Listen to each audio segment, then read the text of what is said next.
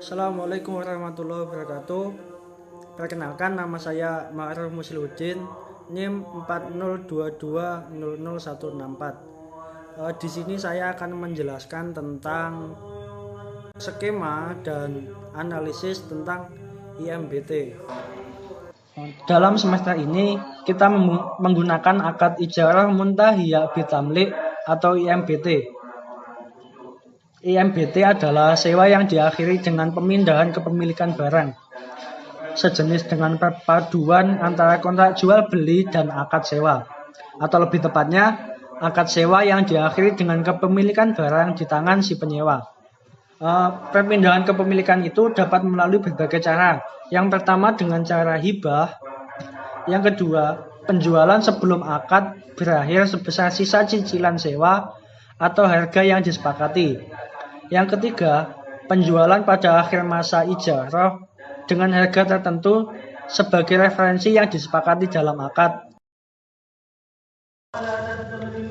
Untuk yang selanjutnya adalah skema pembiayaan IMBT. Yang pertama, adanya negosiasi antara pihak bank dan nasabah, dengan bank memberikan persyaratan kepada nasabah apakah nasabah layak untuk diberikan pembiayaan ataupun tidak. Yang kedua,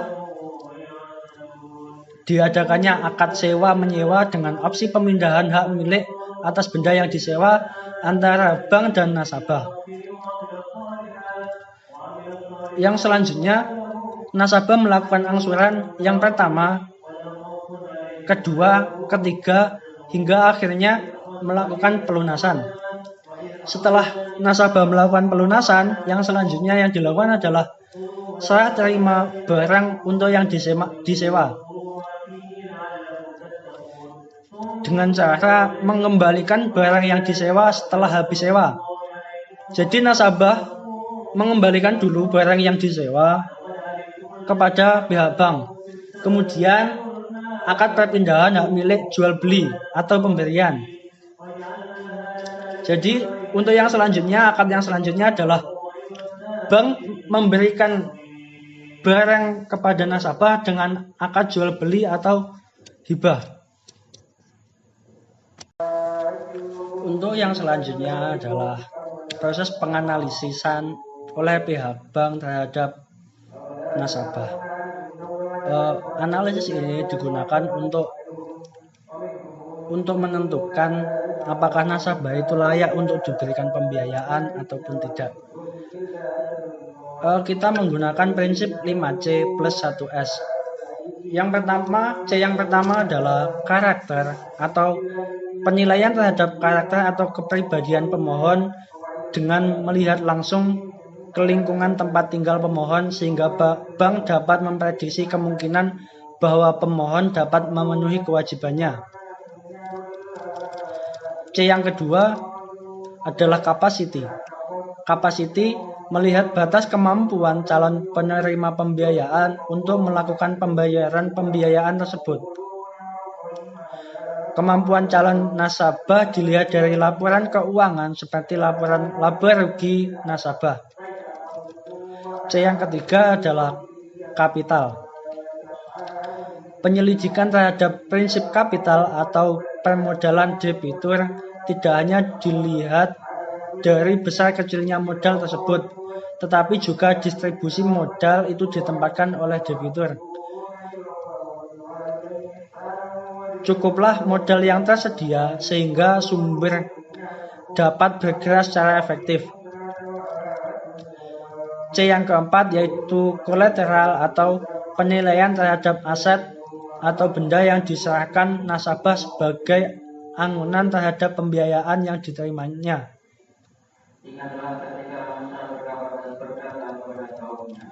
Yang kelima, condition. Bank Syariah melihat kondisi ekonomi di masyarakat yang dapat mempengaruhi perkembangan usaha nasabah. Untuk yang selanjutnya adalah S. S ini berarti syariah. Prinsip syariah diterapkan untuk melihat bidang usaha calon nasabah yang mengajukan permohonan pembiayaan di bank syariah tidak bertentangan dengan syariah serta mengkaji kebutuhan pembiayaan telah sesuai dengan jenis pembiayaan berdasarkan prinsip syariah. Pada pembiayaan yang kami lakukan di Lab Mikro Bank Syariah IAIN Ponorogo ini juga menggunakan prinsip 5C plus 1S untuk menentukan kelayakan nasabah yang mengajukan pembiayaan. Yang pertama adalah karakter.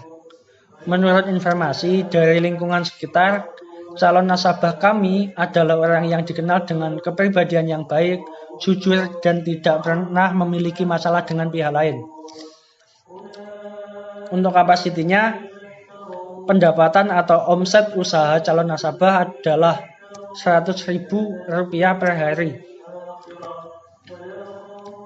Untuk kapital, omset yang didapat dari usaha tersebut cukup memuaskan atau dapat dikatakan sudah balik modal. Kolateralnya pada pembiayaan ini tidak menggunakan jaminan atau anggunan apapun. Kondisi dari ekonomi nasabah sudah memiliki status tempat tinggal milik orang tua dan kondisi ekonominya sudah baik.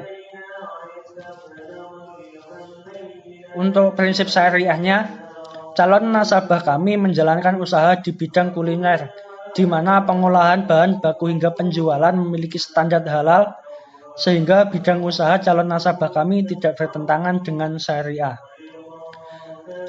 Dengan analisis tersebut, maka dapat disimpulkan bahwa nasabah ini berhak untuk menerima pembiayaan yang kami ajukan kepada Lab Mikro Bank Syariah IAIN Ponorogo. Mungkin cukup sekian penjelasan tentang IMBT yang dapat saya jelaskan. Atas perhatiannya kami sampaikan terima kasih, dan apabila ada kurang lebihnya saya mohon maaf. Akhiran nun wal qalam ya ma yasturun. Wassalamualaikum warahmatullahi wabarakatuh.